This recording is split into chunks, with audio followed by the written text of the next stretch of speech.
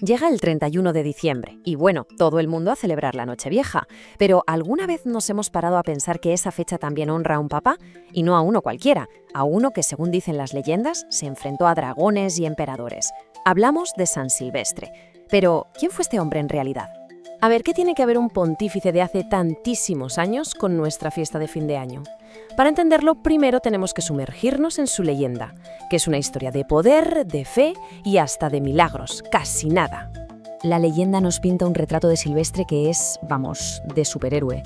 Se dice que bautizó al mismísimo emperador Constantino, el hombre que legalizó el cristianismo, que venció a un dragón que tenía aterrorizada a Roma, incluso que resucitó un toro. Un currículum impresionante, ¿a que sí? Pero aquí es donde la historia da un giro de guión, porque la realidad es bastante diferente. Resulta que casi ninguna de estas hazañas tan épicas ocurrió de verdad. Así que es el momento de empezar a separar el mito del hombre de carne y hueso. Vale, nuestra primera parada para desenredar este misterio nos lleva a un momento clave, crucial en la historia de la Iglesia, el Concilio de Nicea.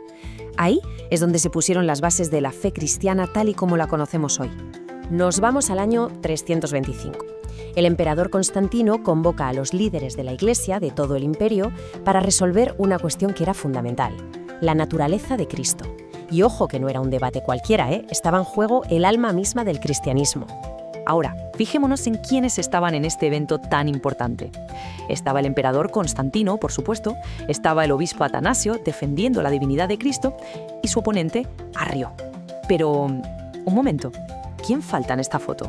Exacto, el Papa Silvestre I. No hay ni un solo registro de que estuviera, no participó en los debates. Dicho de otro modo, el líder de la Iglesia no estuvo allí. Y esto nos lleva a la pregunta del millón. Si Silvestre no fue el héroe de Nicea, ¿cómo es posible que la historia terminara dándole un papel tan protagonista? Pues la respuesta está en una de las falsificaciones más espectaculares de la historia. Pasamos ahora a la pieza central de todo este puzzle histórico, un documento que, básicamente, reescribió el pasado para controlar el futuro. Le dio un poder inmenso a la Iglesia y, de paso, creó la leyenda de Silvestre. Este documento, conocido como la Donación de Constantino, apareció de la nada en el siglo VIII.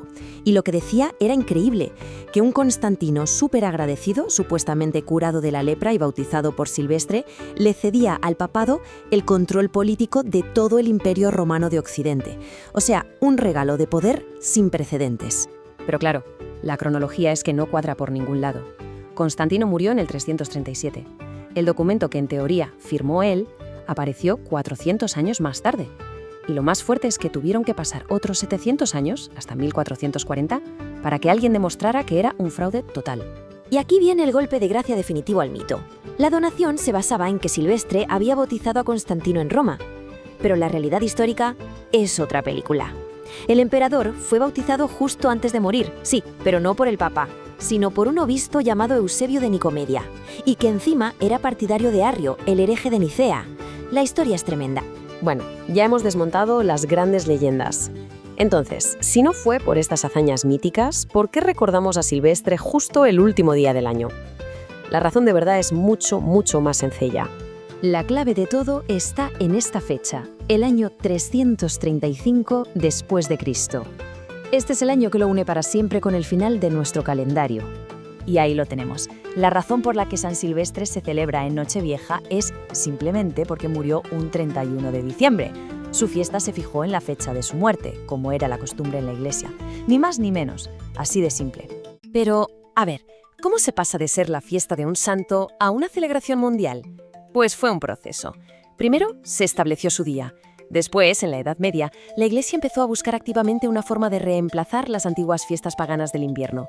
Y claro, la leyenda de Silvestre, que simbolizaba la victoria del cristianismo sobre el paganismo y el dragón, lo convirtió en el candidato perfecto para presidir el cierre del año. Y así llegamos al final de nuestra historia, el momento en el que el mito por fin se desmorona y podemos, al menos, intentar ver al hombre real que se escondía detrás de tanta leyenda. El mito se cayó gracias a la ciencia. En 1440, un humanista, Lorenzo Valla, utilizó una disciplina llamada filología, que es el estudio histórico del lenguaje. Analizó las palabras, la gramática de la donación de Constantino y demostró sin ninguna duda que el latín que se usaba no era del siglo IV, sino del VIII. La mentira por fin quedó al descubierto. Entonces, ¿quién fue el Silvestre de verdad? Pues los historiadores lo describen más bien como un administrador. Fue papa desde el año 314. No era un líder carismático, no dejó grandes escritos ni sermones para la posteridad. Lo más probable es que fuera un hombre discreto, tranquilo, que gobernó la Iglesia desde un segundo plano mientras Constantino cambiaba el mundo. En resumen, el hombre real no fue un héroe de leyenda, sino un gestor, un burócrata que mantuvo la Iglesia funcionando en la época de su mayor transformación. Lo que pasa es que la Iglesia, en pleno ascenso al poder, necesitaba algo más que un administrador. Necesitaba un héroe fundador, un símbolo de esa nueva alianza con el poder imperial. Así que cogieron a este hombre tranquilo y le construyeron una leyenda a medida. Le pusieron una corona simbólica, que él, en vida, ni buscó ni, desde luego, llevó jamás.